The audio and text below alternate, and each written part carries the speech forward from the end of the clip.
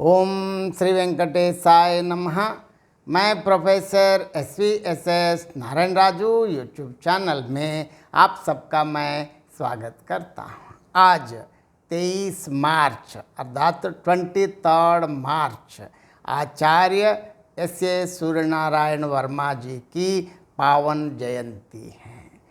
इस जयंती के शुभ अवसर पर मैं आचार्य वर्मा जी द्वारा बहुचर्चित अनुदित कृति सीतायन से संबंधित कुछ विचार मैं आपके साथ साझा करना चाहता हूँ। इसका शीर्षक है सीता के चरित्र के अनछुए पक्षों को हिंदी पाठकों तक संप्रेषित करने वाला एक सशक्त साहित्यिक सेतु सीतायन।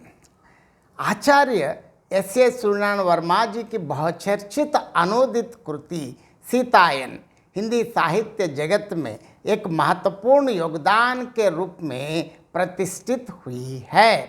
यह कृति मूलतः प्रख्यात तेलुगु साहित्यकार श्री वेलुवोलु बसव पुन्नय्या जी द्वारा रचित तेलुगु उपन्यास सीतायनम का हिंदी रूपांतर है। इस उपन्यास में लेखक ने राम कथा के एक अत्यंत संवेदनशील और विचारोत्तेजक पक्ष का पुनर्विचार किया है।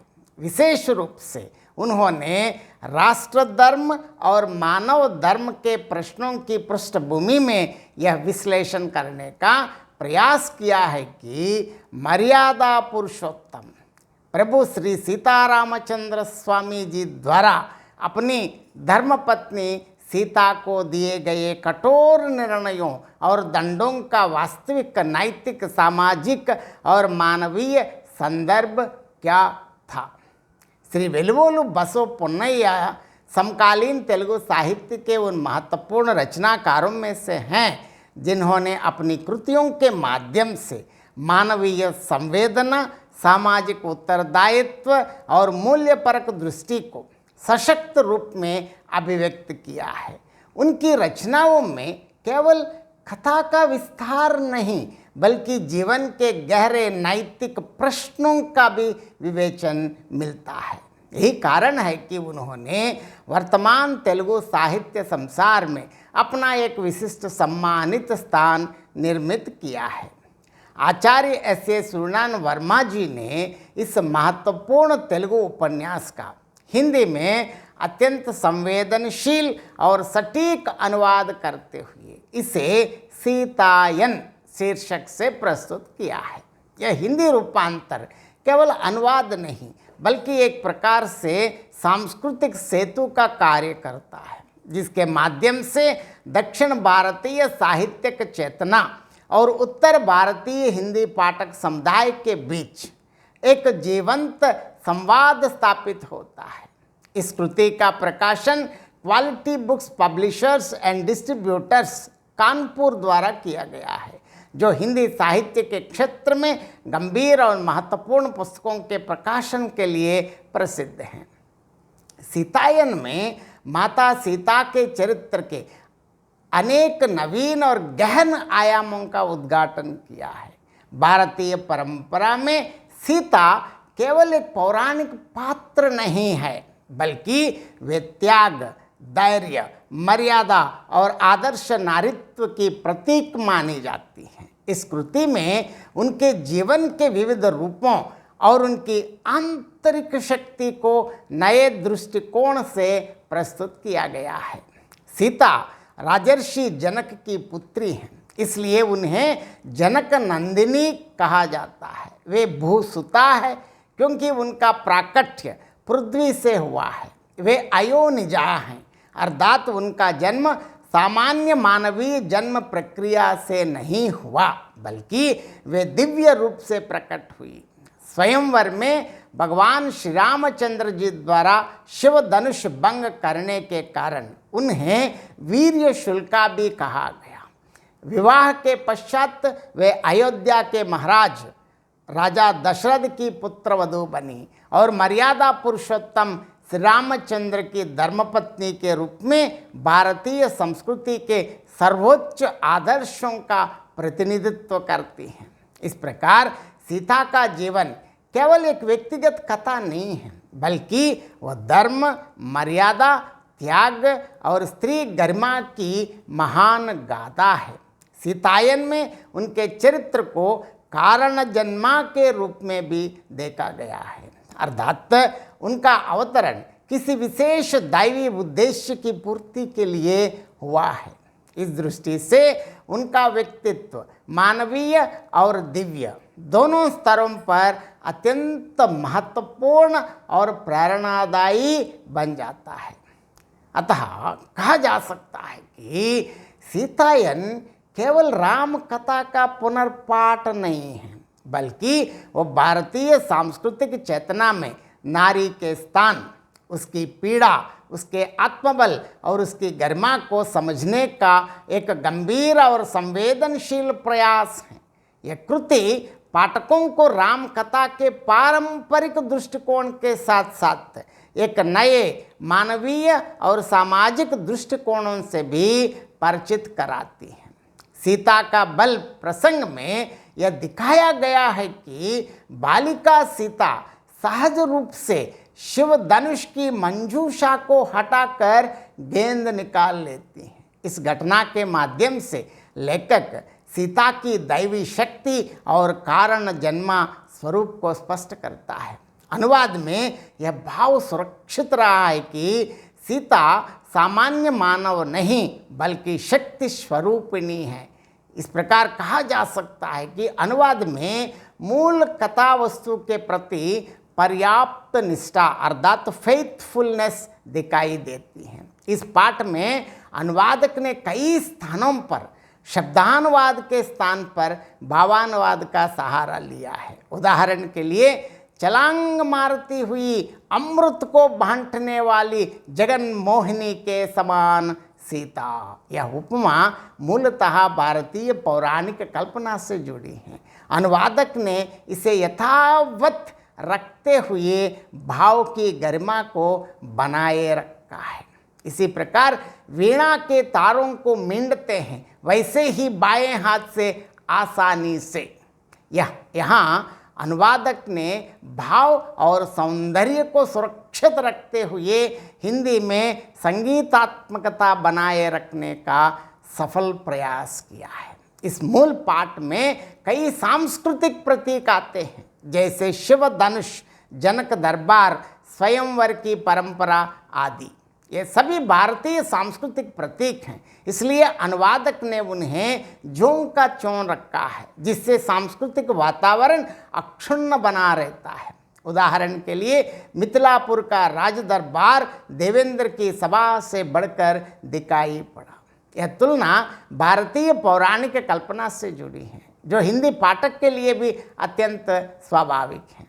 अनुवादक ने मूल कथा की संरचना को यथावत बनाए रखने का प्रयास किया है। उदाहरण के लिए शूर्पणखा द्वारा सीता के सौंदर्य का वर्णन, त्रिजटा द्वारा सीता को सांत्वना देना, राम नाम की महिमा का वर्णन, हनुमान के समक्ष सीता का आत्मपरिचय, इंद्रजीत द्वारा सीता की झूठी प्रतिमा का वध, ये सभी प्रसंग राम कथा के प्रसिद्ध प्रसंग है। अनुवादक ने इन घटनाओं को मूल कथा के अनुरूप रखते हुए हिंदी पाठकों के लिए स्पष्ट रूप में प्रस्तुत किया है। इससे अनुवाद की वस्तुनिष्ठ निष्ठा बनी रहती है। उदाहरण के लिए शरतकाल के मेघ के समान कांतियुक्ता, पूर्णिमा के चांद के समान मुख, मन्मथ के धनुष जैसी बाहें, ये उपमाएं भारतीय काव्य परंपरा में प्रचलित हैं। अनुवादक ने इन्हें हिंदी में भी उसी भाव के साथ प्रस्तुत किया है। इससे मूल रचना की काव्यमयता और रसात्मकता सुरक्षित रहती है।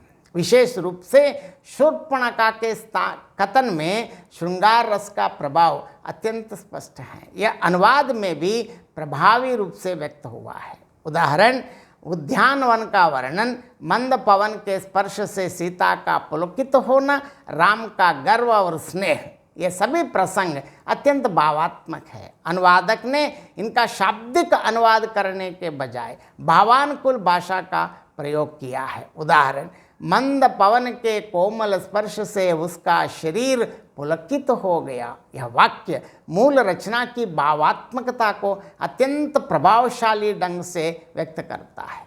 अनुवाद में सांस्कृतिक तत्वों को सुरक्षित रखना अत्यंत आवश्यक होता है।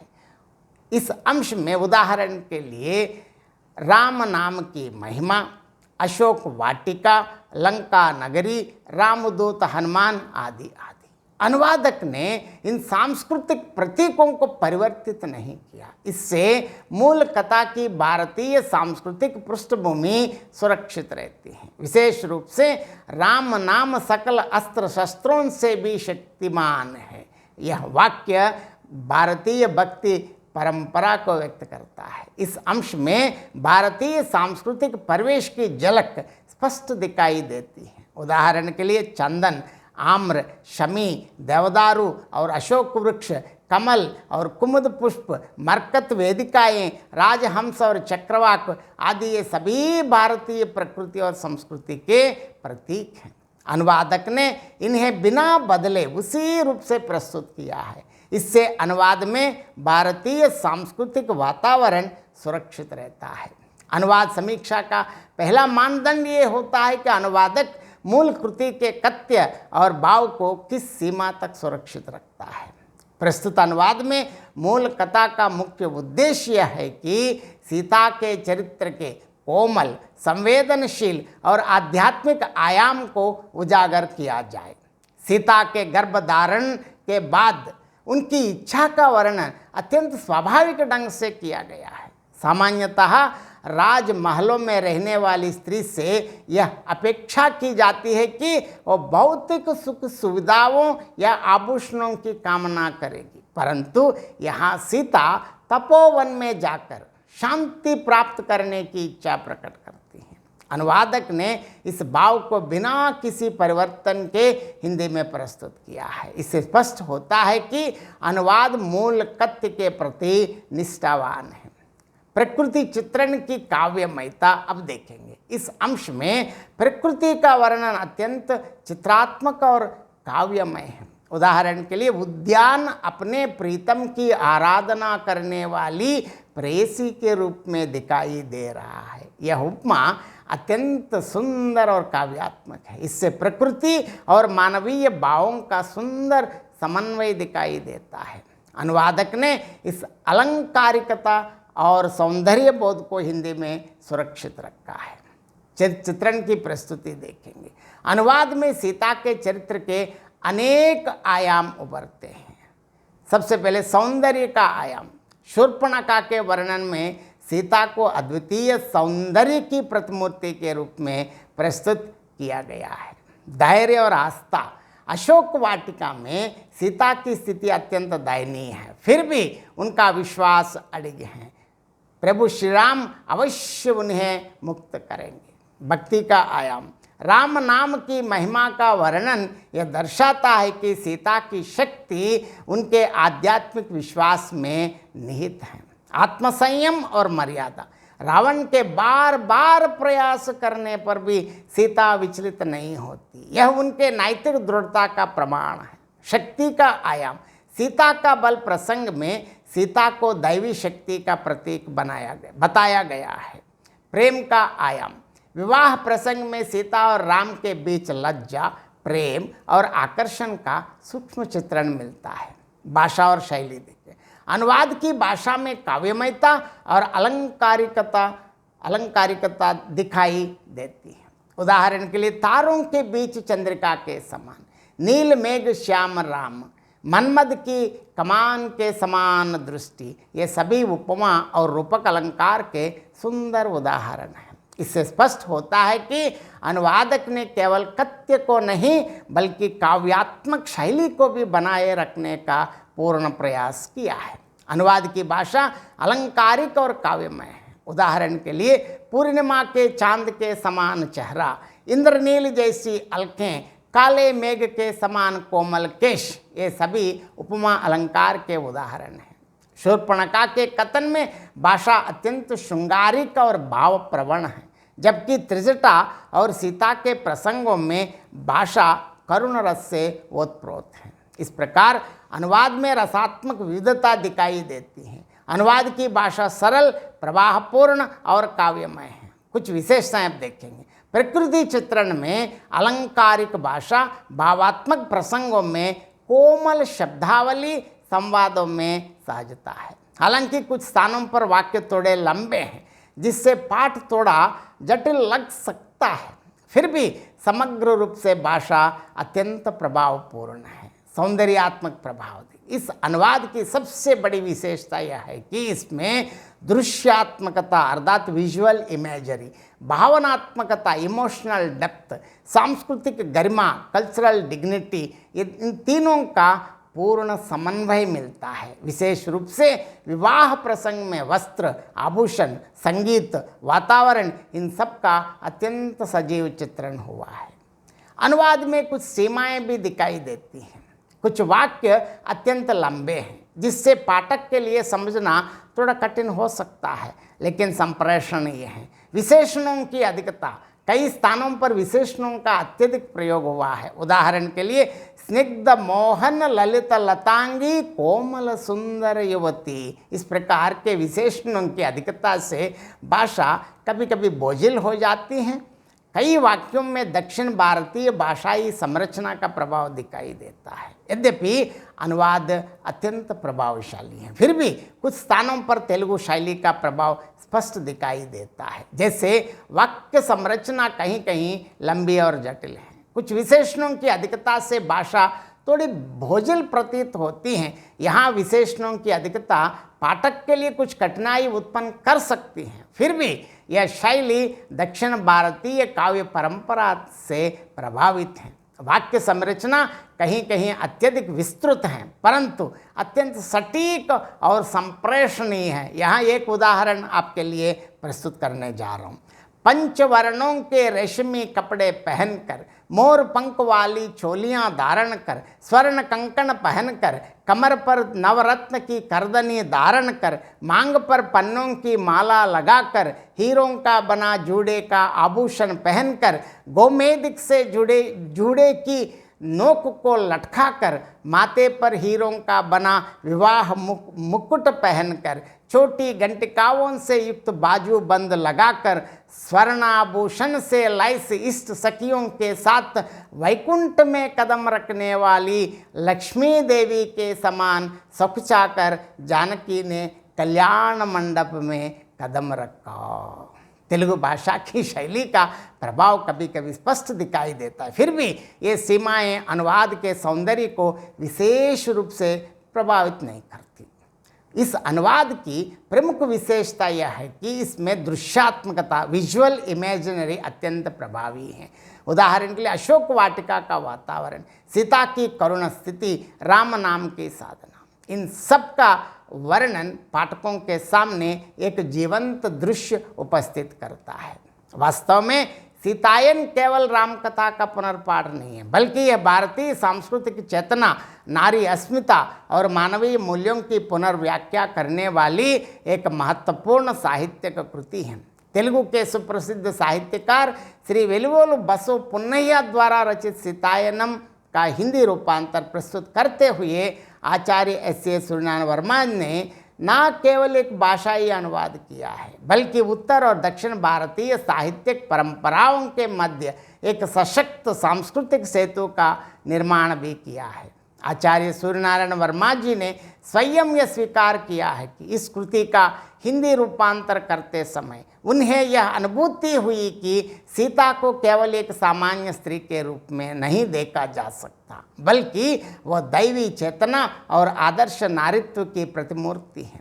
उनके व्यक्तित्व में धैर्य, त्याग, मर्यादा, करुणा, आत्मसम्मान और आध्यात्मिक शक्ति का अद्वितीय समन्वय दिखाई देता है। इस दृष्टि से यह कृति उस पारंपरिक धारणा का भी खंडन करती है जिसमें स्त्री को सामाजिक रूप से हीन या उपेक्षित वर्ग में रखा गया है। लेखक और अनुवादक दोनों इस बात को स्पष्ट करते हैं कि नारी का चरित्र और उसकी नैतिक ऊंचाई किसी भी सामाजिक वर्गीकरण से कहीं अधिक उच्च और गरिमामय है। इस उपन्यास की एक प्रमुख विशेषता यह है कि इसमें राम कथा की मूल संरचना और उसकी सांस्कृतिक पवित्रता को अक्षुण्ण रखते हुए लेखक ने पात्रों के मनोवैज्ञानिक और मानवीय पक्षों को नए दृष्टिकोण से प्रस्तुत किया है। बसव पुन्नय्या ने कथा के पारंपरिक प्रसंगों को बनाए रखते हुए उनमें चरित्र विकास के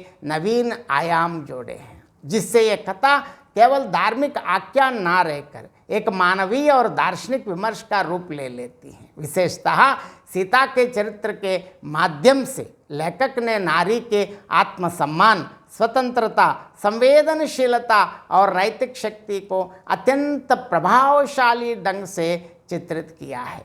भाषिक दृष्टि से भी यह कृति अत्यंत उल्लेखनीय है। इसमें संस्कृतनिष्ठ शब्दावली की बहुलता दिखाई देती है, जो भाषा को एक गंभीर और साहित्यिक गरिमा प्रदान करती है। साथ ही प्रकृति चित्रण, नगर वर्णन तथा नारी सौंदर्य के नक्शे चित्रण के माध्यम से लेखक ने अपनी वर्णनात्मक क्षमता का परिचय दिया है। लंका नगरी की भव्यता, वन प्रकृति का सौंदर्य तथा विभिन्न प्रसंगों में प्रकृति और मानवीय भावनाओं का समन्वय इस कृति को अत्यंत दृश्यात्मक और प्रभावपूर्ण बनाता है। इसके अतिरिक्त लेखक ने कथा को मार्मिक बनाने के लिए दीर्घ संवादों और विस्तृत कथनों का सहारा लिया है। इन संवादों के माध्यम से केवल घटनाओं का वर्णन नहीं होता, बल्कि पात्रों के मनोभाव, उनके आंतरिक द्वंद्व और उनके नैतिक दृष्टिकोण भी स्पष्ट होते हैं। विशेष रूप से नारी अस्तित्व, उसकी स्वतंत्रता, उसकी पीड़ा और उसके आत्मबल से संबंधित प्रश्नों को लेखक ने गंभीरता से उठाया है। इसी प्रकार विरह वेदना के प्रसंगों में भावनाओं की तीव्रता और युद्ध वर्णनों में विस्तृत पृष्ठभूमि का निर्माण पाठक के मन में कथा के प्रति गहरी संवेदनात्मक अनुभूति उत्पन्न करता है। इस उपन्यास की एक और उल्लेखनीय विशेषता यह है कि इसमें भारतीय संस्कृति, धर्म और आस्था की पृष्ठभूमि में पात्रों की मनोवृत्तियों और उनके आचरण का सूक्ष्म विश्लेषण किया गया है। विभिन्न पात्रों की क्रिया प्रतिक्रियाएं केवल कथानक को आगे बढ़ाने के लिए नहीं है, बल्कि वे उस व्यापक सांस्कृतिक और नैतिक संदर्भ को भी उद्घाटित करती हैं जिसमें राम कथा का विकास हुआ है। इस प्रकार यह कृति भारतीय सांस्कृतिक परंपरा और मानवीय मूल्यों के गहन अध्ययन का भी माध्यम बन जाती है। अंत में समग्रतः कहा जा सकता है कि सीतायन एक ऐसी कृति है जो राम कथा की परंपरा को नई दृष्टि प्रदान करती है। यह न केवल सीता के चरित्र के अनछुए आयामों को उद्घाटित करती है, बल्कि नारी गरिमा, नैतिकता, संस्कृति और मानवीय संवेदना जैसे व्यापक विषयों पर भी विचार करने के लिए प्रेरित करती है। आचार्य एस.ए. सूर्यनारायण वर्मा द्वारा किया गया हिंदी रूपांतर इस कृति की मूल संवेदना, शैली और सांस्कृतिक आत्मा को सुरक्षित रखते हुए उसे हिंदी पाठकों तक पहुंचाने में पूर्णतः सफल हुआ है। यहाँ यह उपन्यास और उसका हिंदी रूपांतर दोनों मिलकर भारतीय साहित्यिक परंपरा में राम कथा की आधुनिक पुनर्व्याख्या तथा नारी चेतना के सशक्त प्रतिपादन का महत्वपूर्ण उदाहरण प्रस्तुत करते हैं। यही कारण है कि सीतायन केवल एक अनुदित कृति नहीं, बल्कि भारतीय साहित्य में नारी के आदर्श, उसकी गरिमा और उसकी आध्यात्मिक शक्ति को प्रतिष्ठित करने वाली एक अत्यंत महत्वपूर्ण रचना के रूप में स्थापित होती है। इस विवेचन से स्पष्ट होता है कि आचार्य एस.ए. सूर्यनारायण वर्मा जी केवल एक अनुवादक या रूपांतरकार ही नहीं, बल्कि एक संवेदनशील साहित्यकार, गहन अध्येता और सांस्कृतिक सेतु निर्माण के रूप में प्रतिष्ठित हैं। उन्होंने तेलुगु साहित्य की महत्वपूर्ण कृति सीतायनम का हिंदी रूपांतर प्रस्तुत करते समय मूल लेखक की संवेदना, सांस्कृतिक पृष्ठभूमि और भाव गंभीर्य को पूरी निष्ठा के साथ सुरक्षित रखने का प्रयास किया है। यह उनकी अनुवाद क्षमता का प्रमाण है। कि उन्होंने मूल कृति की आत्मा को अक्षुण्ण रखते हुए उसे हिंदी भाषा में सहज, प्रभावपूर्ण और संप्रेषणीय रूप प्रदान किया है। आचार्य सूर्यनारायण वर्मा की अनुवाद दृष्टि केवल शब्दों के स्थानांतरण तक सीमित नहीं है, बल्कि वह भाव, संस्कृति और विचार के रूपांतरण की प्रक्रिया है। उन्होंने यह अनुभव किया कि सीता का चरित्र केवल एक सामान्य नारी का चित्रण नहीं है, बल्कि वह आदर्श नारीत्व, धैर्य, त्याग और आध्यात्मिक शक्ति का प्रतीक है। इसलिए उन्होंने अनुवाद करते समय सीता के व्यक्तित्व की गरिमा और उसकी आध्यात्मिक ऊंचाई को पूर्ण रूप से सुरक्षित रखने का प्रयास किया है।